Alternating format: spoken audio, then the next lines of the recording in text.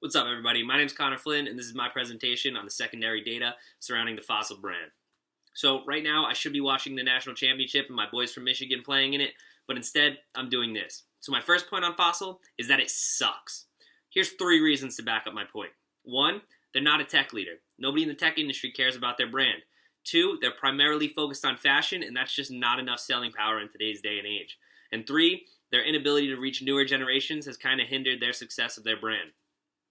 So again, backing up the point that they're not a tech leader, Apple dominates the tech industry, and it's not even close, right? Apple is an industry leader, and whenever new technology comes out, everybody's looking at Apple first, and that's the reason everybody's wearing Apple watches, right?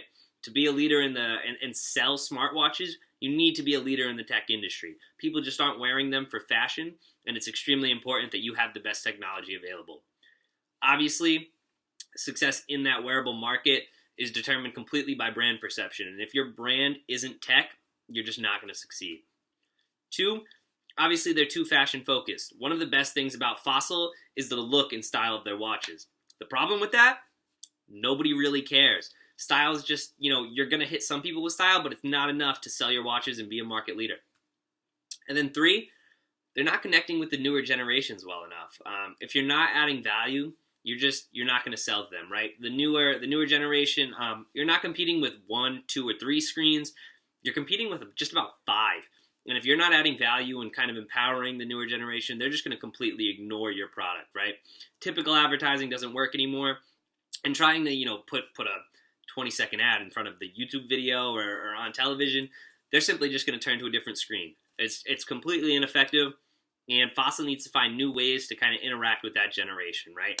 Not only that, but all of your social media efforts and marketing efforts, you need to look like a tech leader. If you don't look like a tech leader, the new generations are going to look at tech leaders and compare you to them. And honestly, as soon as you lose their attention, there's no way to regain it, right? If your product looks, behind or old in any way, you completely turn them off and lose that opportunity. For Fossil to succeed, right? Obviously, there's a couple different things they can do, but in terms of marketing, some of the ways that they can find success is penetrating niche markets, right? So getting into areas where maybe tech watches aren't, like the craziest thing ever, and not everybody's looking at them, right? You need to get into those markets and show that, your product is better than others, and try to start cultivating innovators and influencers in those niche markets, and getting them to advocate on your behalf. Becoming an industry leader in tech, and like I said, looking more like an industry leader in tech is going to be very key to their success. They need to demonstrate that not only are their watches fashionable, which they try to push, but they're also extremely tech savvy and some of the best technology on the market, right? And then also, like we touched on earlier, developing and enabling influencers is becoming extremely popular, right? Not only you can't be marketing to them and telling them what they can do for you, you need to add value to their lives and help them become more successful, right?